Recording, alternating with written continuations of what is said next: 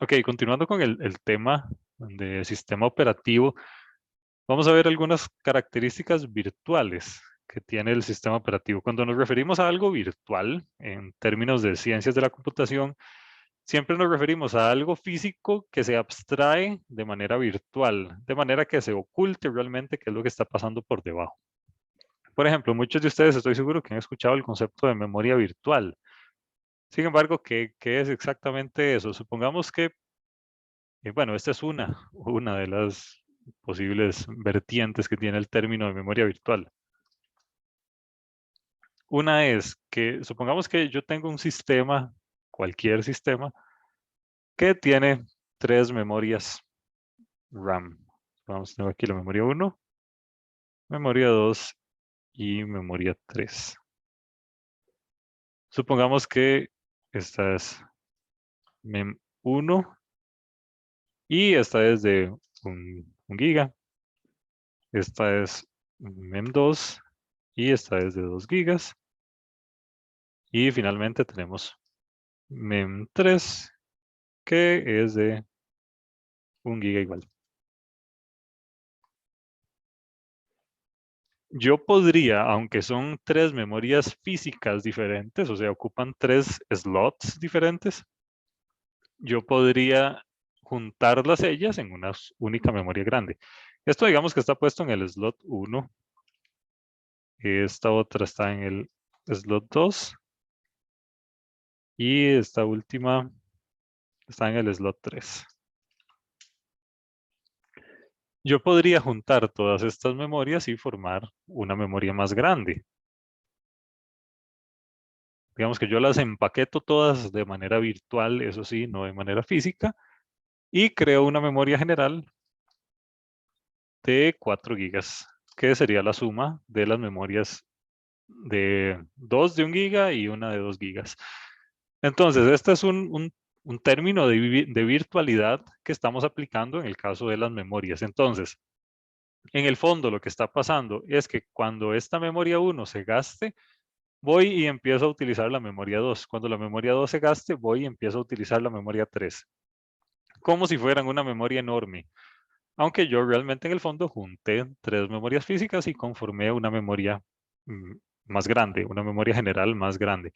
Como les digo, esto ocurre únicamente de manera virtual. O sea, no es que físicamente estén conformándose en la misma memoria.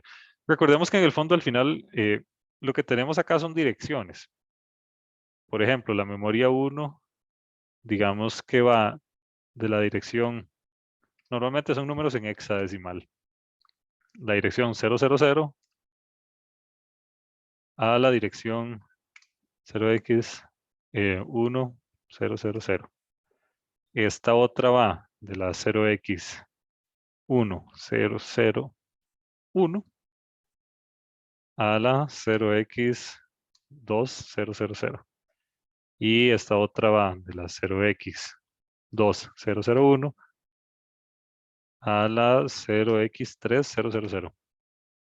Entonces, digamos que queremos leer una dirección, así cualquiera. Digamos que queremos leer esta dirección de un toquecito. Queremos hacer un read de la dirección 0x, veamos, 1500. Entonces, ¿qué es lo que pasa? Preguntamos si la dirección que queremos leer, ¿en qué rango está? Preguntamos si está entre 1001 y 2000, significa que lo que tenemos que ir a leer es la memoria 2.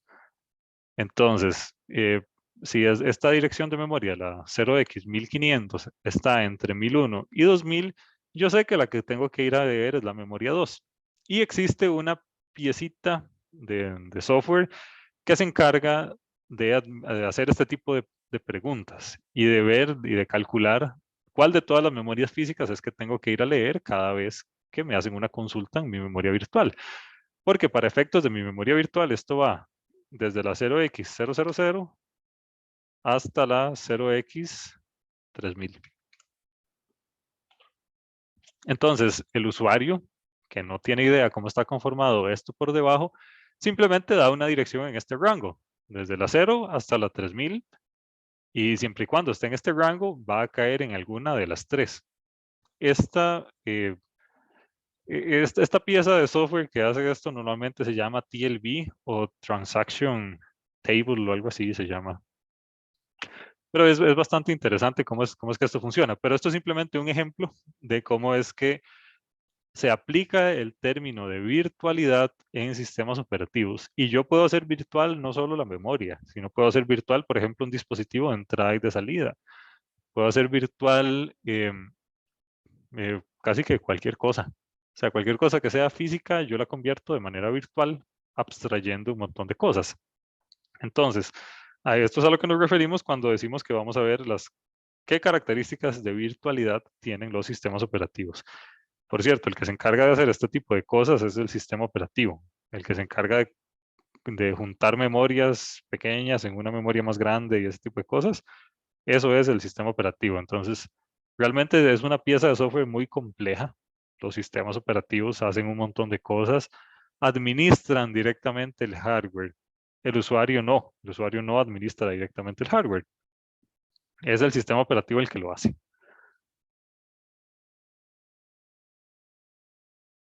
Ok, una de las cosas que se encarga de administrar el sistema operativo son los procesos o el procesador como tal, los programas en ejecución como tal.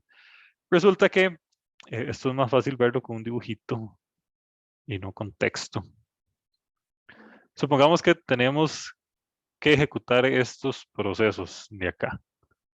Tengo el proceso 1, el proceso 2 y el proceso 3, proceso 4.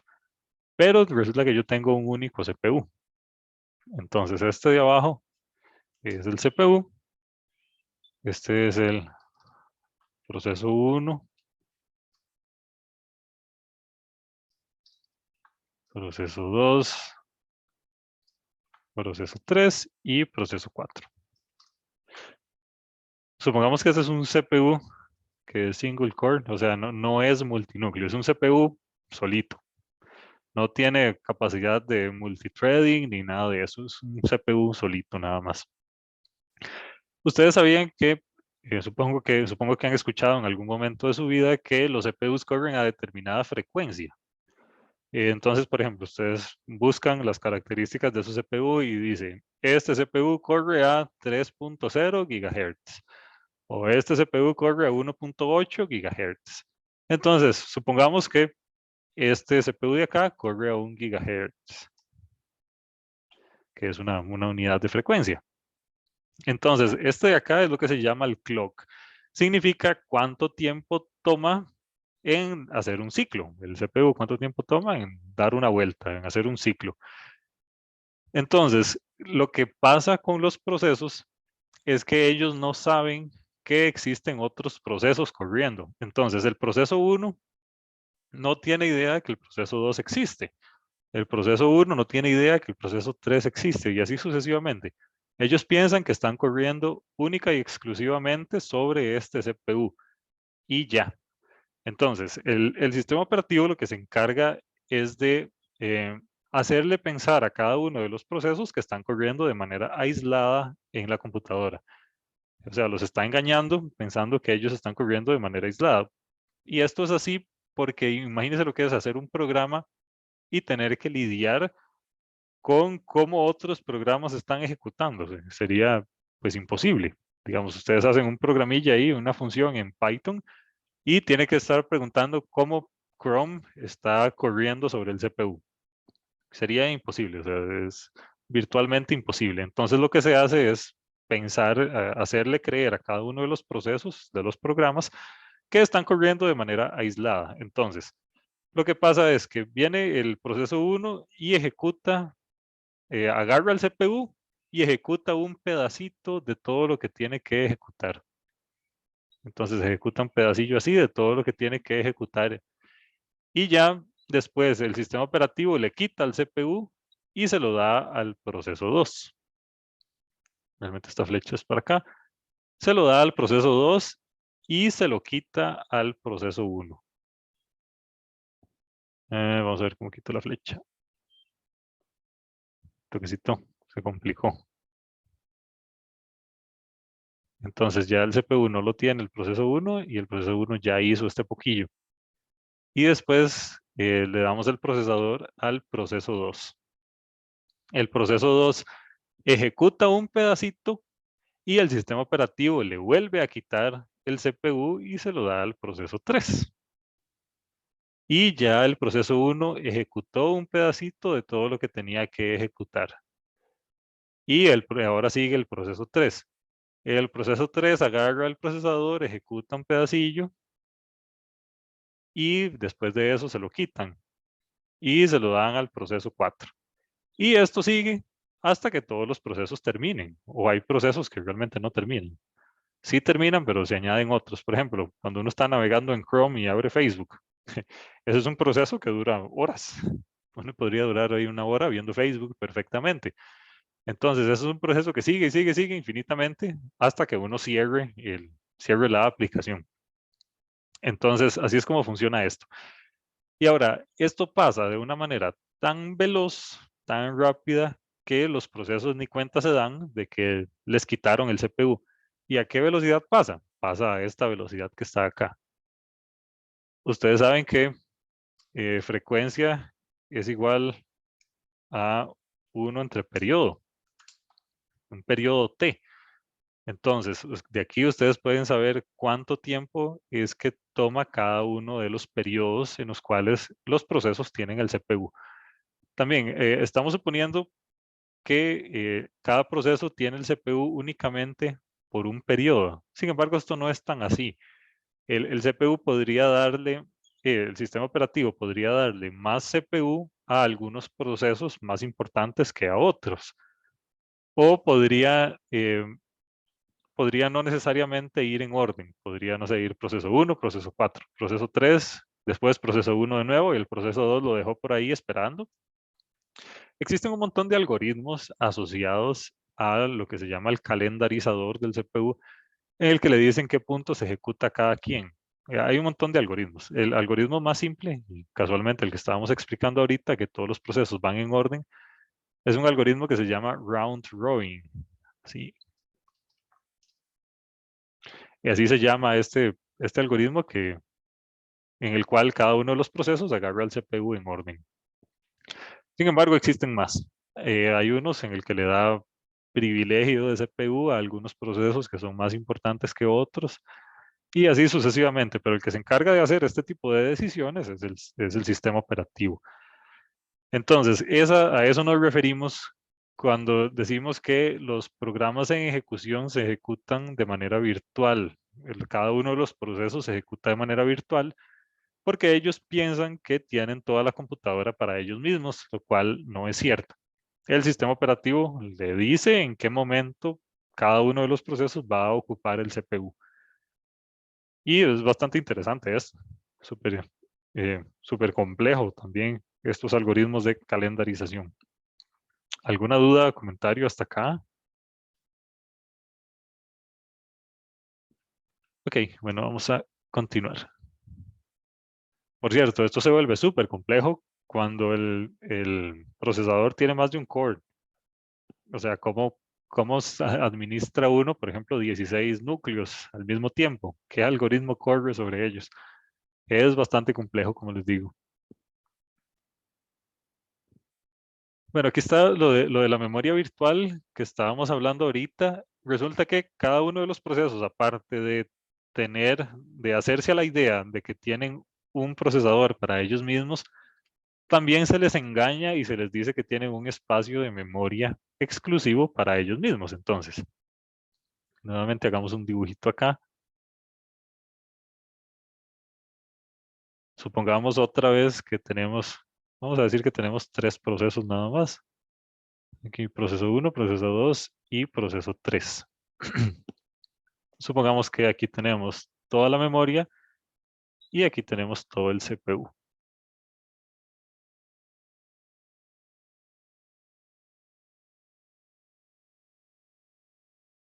Entonces, este es el proceso 1, este es el proceso 2, este es el proceso 3.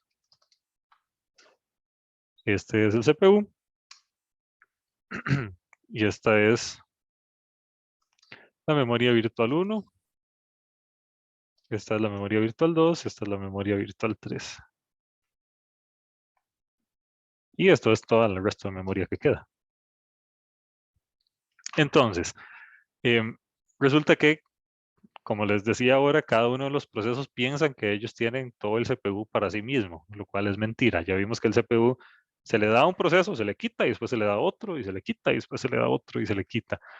Pero cada proceso sí tiene un pedacito de memoria reservado para ellos. Entonces, esta memoria de acá corresponde al proceso 1. Esta memoria de acá corresponde al proceso 2. Esta memoria de acá corresponde al proceso 3.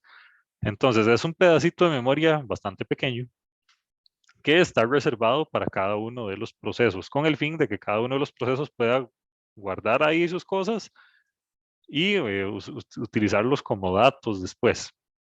Cuando a un proceso se le quita el procesador, todo el trabajo que llevaba avanzado el procesador, en este caso, se guarda aquí. Se guarda en algún lado. Y ese lado donde se guarda es aquí. Se guarda, por ejemplo, el estado de todas las variables, aunque todas las operaciones hayan quedado a medio palo, todo eso se guarda aquí en la memoria del proceso 1.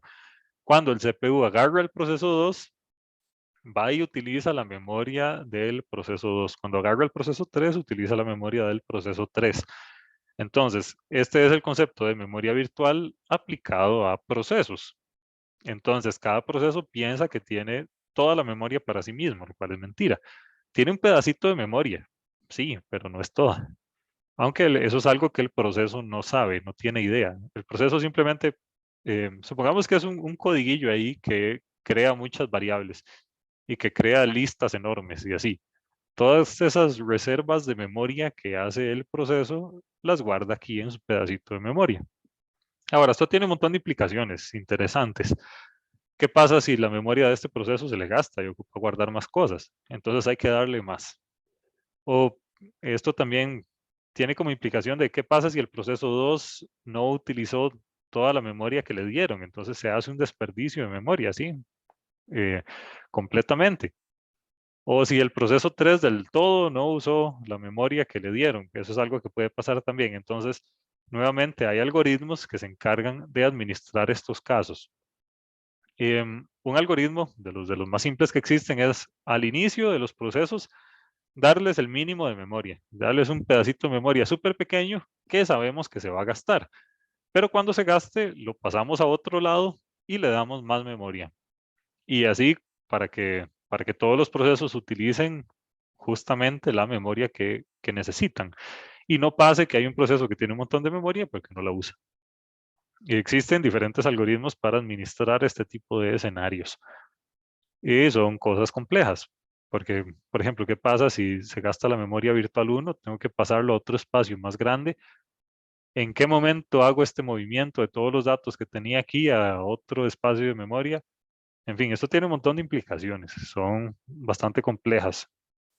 Pero sepan que existe y en términos generales así es como se hace.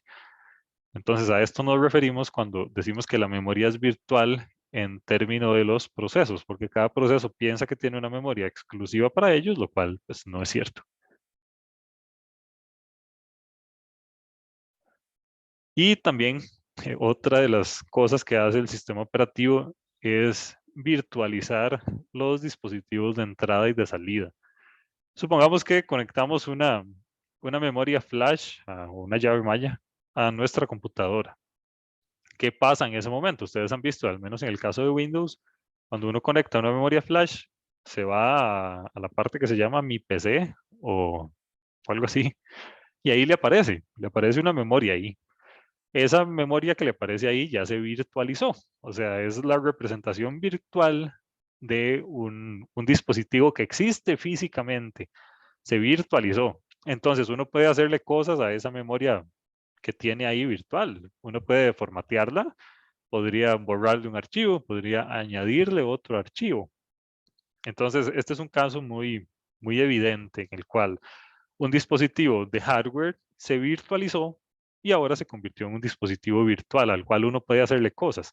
Y cuando uno le hace cosas al dispositivo virtual, esas cosas que le haga se las va a hacer al dispositivo físico también. Y esto aplica para todos los dispositivos externos que administran nuestra computadora. Pensemos en cosas como el disco duro, en cosas como todos los periféricos que puede tener una computadora, como cámara, dispositivo de Bluetooth, los controladores de los monitores, en fin, hay infinitos dispositivos externos al sistema computacional genérico o el core, digamos, que es el CPU y la memoria. Hay un montón de dispositivos afuera que el sistema operativo se encarga de virtualizarnos y de ayudar a que nosotros como usuarios podamos utilizarlos sin tener ni idea de cómo es que funciona una memoria flash por debajo. Entonces, realmente las tareas del sistema operativo son un montón. Otra característica interesante es lo que se llama como file system o sistema de archivos. Y es que el CPU se encarga de crear un árbol con todos los archivos existentes dentro de nuestra computadora. Y realmente se llama árbol. Árbol es una estructura de datos. Por cierto, esta estructura de datos de árbol se ve en el curso de algoritmos y estructuras de datos 1. Pero se llaman árboles porque se parecen a un árbol cuando uno los dibuja. Entonces, supongamos que aquí tenemos un nodo. Esta es la raíz del sistema de archivos. Después de aquí tenemos otro montón de nodos donde cada uno de estos nodos son las carpetas. Después, cada una de las carpetas tiene dentro otras carpetas y así sucesivamente. Y aquí esto es enorme. Háganse la idea de cuántos archivos pues podrán ustedes tener en su computadora. Entonces esto pues es un montón de flechitas para todo lado. Esto va para acá y para acá. Entonces esto es lo que se llama el file system o sistema de archivos. Y esto es una de las funciones que hace el CPU. Entonces, en Windows al menos, este sistema de archivos empieza en el disco C. Ustedes han visto que dice como C, dos puntos y unos slashes ahí. Y a partir de ahí se crean todas las rutas. Entonces, el sistema operativo se encarga de administrar esta estructura de datos, que es enorme, y de que cada vez que ustedes crean un nuevo archivo, se cree un nuevo nodo. Entonces, por ejemplo, creamos un archivillo y lo ponemos aquí, y entonces el sistema operativo se encarga de guardar ese archivo donde es en la ruta en la cual tiene que ir. También cuando se elimina un nodo, digamos que eliminamos este nodo, el sistema operativo se encarga de eliminar esa referencia. Y entonces ya ese nodo no existe, ya es un espacio de memoria que se liberó. Y bueno, realmente esto funciona como un árbol, el sistema de archivos funciona como un árbol. Supongamos que esta es la carpeta de users. Han visto que dice como C, dos puntos, users. Supongamos que aquí tenemos al usuario 1 y aquí tenemos al usuario 2. ¿Cómo hacemos, por ejemplo, para acceder? ¿Cuál sería el path para acceder al usuario 2? Sería C, dos puntos, slash, creo. Sería el nombre de este nodo y después el nombre de usuario 2. Y supongamos que tenemos una carpetilla aquí que se llama fotos. Entonces, si queremos acceder a las fotos, tengo que meterme en ese nodo en la carpeta que se llama fotos. Entonces, vean qué interesante. Realmente esto se comporta como un árbol. Es una estructura de datos, como les digo, en el cual cada nodo tiene otros nodos abajo, hasta que yo encuentro qué es lo que ando buscando. Entonces, así es como funcionan los paths. Uno le da el nombre de un nodo, después el nombre de un nodo dentro de ese nodo, hasta que encuentra el archivo que ande buscando usted. Supongamos que aquí existe una foto, un archivo que se llama como foto.jpg. Entonces, para acceder a foto.jpg, tengo que pasar por todo este mero path que tengo aquí, hasta que busco el archivo que ando buscando. Estos se llaman hojas del árbol, o sea, la parte que está más abajo. Son nodos que no tienen hijos, que esos son, pues, donde están los archivos que no son carpetas, que donde están los archivos como tal que yo puedo utilizar. Entonces así es como funcionan el administrador de archivos dentro de un sistema operativo. Y nuevamente, esto es una característica o una función que tienen los sistemas operativos, administrar este tipo de cosas. Entonces, nuevamente, esto es para que se den una idea de lo complejo que es un sistema operativo. A veces uno se enoja de que Windows se queda pegado o que Windows, no sé, se puso en negro o que dio un pantallazo azul. Sí, eso es culpa de Windows, pero veamos la magnitud de, de esta pieza de software es enorme. La funcionalidad que tiene es enorme. La cantidad de bugs que tiene es enorme. De hecho, ustedes pueden, existen páginas donde dice cuál es el estimado de bugs que tiene cada uno de los sistemas operativos y son millones. Entonces dice, por ejemplo, Windows 10 tiene 1 millón de bugs conocidos, de los cuales están arreglando tantos y quedan todavía ahí en el backlog, quedan tantos. Y se están añadiendo tantos nuevos por semana o así. Realmente hay un montón de problemas conocidos. Entonces, sí, los sistemas operativos se caen a cada rato, pero es porque son muy complejos realmente. Si ustedes quieren darse cuenta de esto, pues van a tener que trabajar como en Microsoft o algo así. Por cierto, Microsoft existe en Costa Rica y sé que uno de los grupos que hay en Costa Rica se encarga de pues, trabajar directamente con el sistema operativo. Entonces, súper interesante. Por cierto, Windows no es el único sistema operativo que existe, pero al menos sí es el más conocido. El otro que yo diría que iría en segundo lugar sería Ubuntu, que es un sistema operativo basado en Unix, este es software libre, y igual es súper interesante. Un toquecito, ajá. Nuevamente, otra de las cosas que se encarga de virtualizar el sistema operativo son las redes. Cuando decimos redes nos referimos a todo lo relacionado al Internet. Entonces, el sistema operativo se encarga de proveernos una interfaz para que nosotros como usuarios o para que cualquier programa pueda acceder a contenido dentro de la red, dentro de Internet. Entonces, crea no sé, háganse la idea que crea un túnel entre los usuarios o los procesos y todo el resto de Internet. Eso también es todo un tema, cómo es que se administran las redes dentro de una computadora. Súper complejo. Ok, bueno, ya, dejando de lado las características de virtualidad, eh, resulta que los sistemas operativos tienen dos modos de operación, dos modos de ejecución de instrucciones. Una es modo de usuario y otra es modo de kernel. Esto está así por asuntos de seguridad. Em, en un mundo ideal, en un mundo en el que no existiera la maldad, digamos, cualquier sistema operativo podría funcionar siempre en modo privilegiado o en modo kernel. Resulta que en modo privilegiado nosotros podemos manipular el hardware directamente.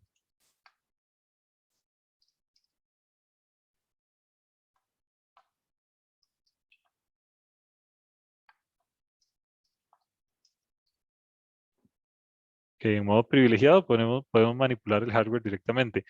En modo de usuario no. En modo de usuario no se puede manipular el hardware.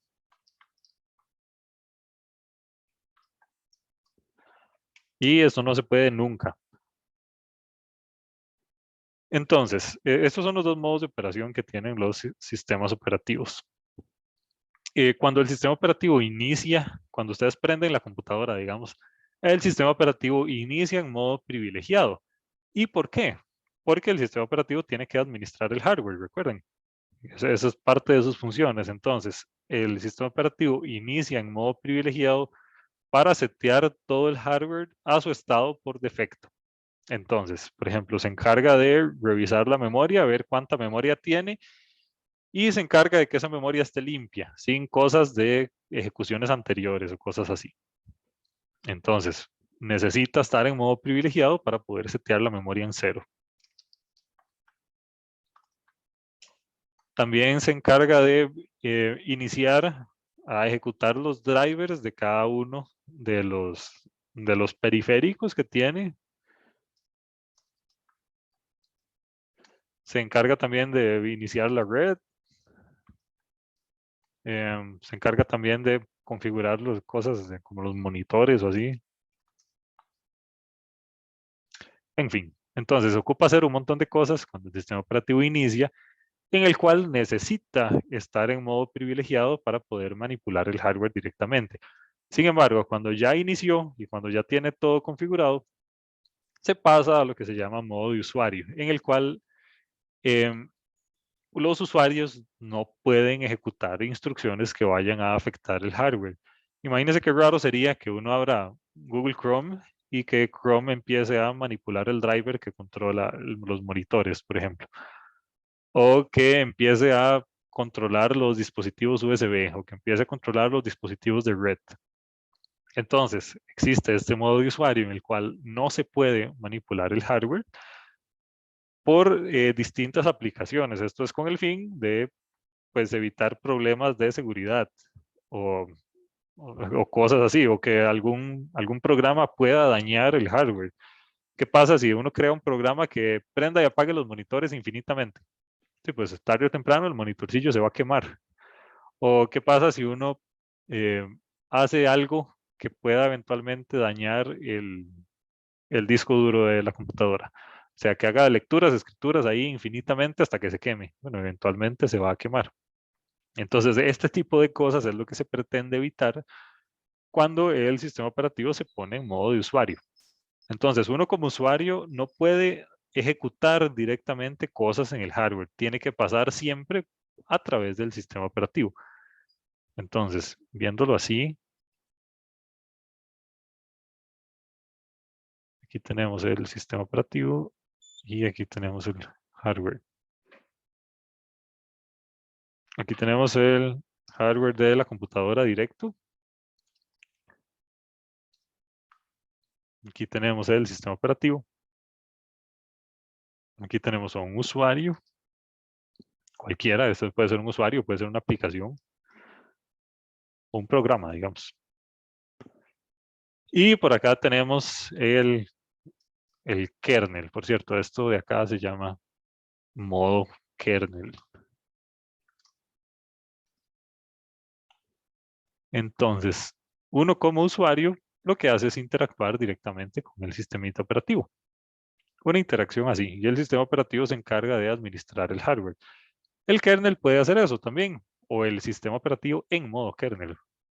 O podría ir directamente y modificar cosas en el hardware, que esto es lo que pasa cuando el sistema operativo está iniciando.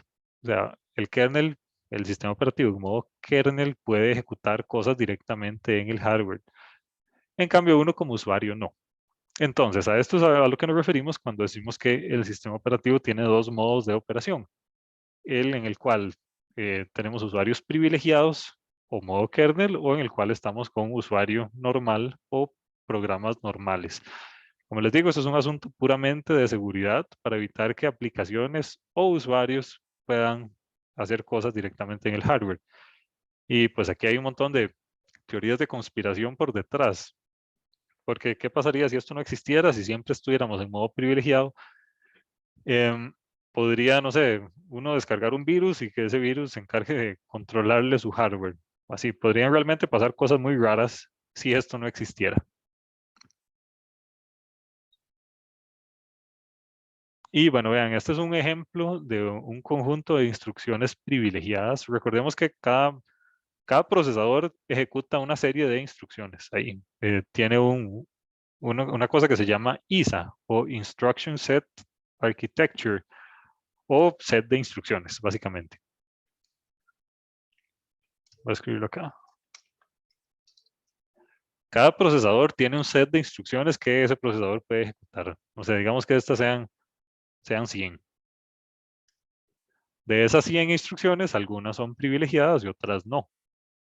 Entonces, esta es un conjunto de instrucciones privilegiadas. Aquí viene la descripción de qué es lo que hace cada una de ellas. Sinceramente no se entiende nada, no se espera que lo entiendan tampoco. Simplemente sepan que existen instrucciones que son privilegiadas, que hacen cosas, pues digamos que muy importantes.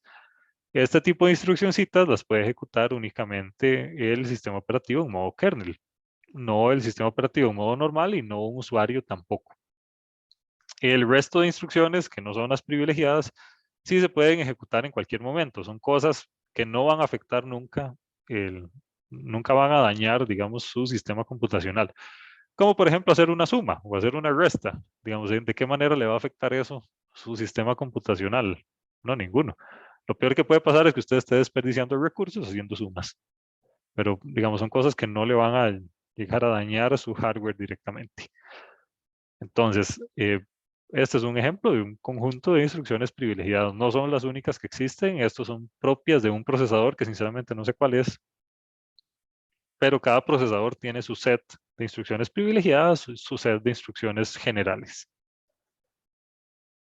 Y pues bueno, realmente esto es todo lo que tenía para hoy. Aquí abro el espacio en caso de que alguien tenga pues, algún comentario o alguna duda con algo, lo podamos ver. Ok, ¿alguien tiene algo por acá antes de terminar?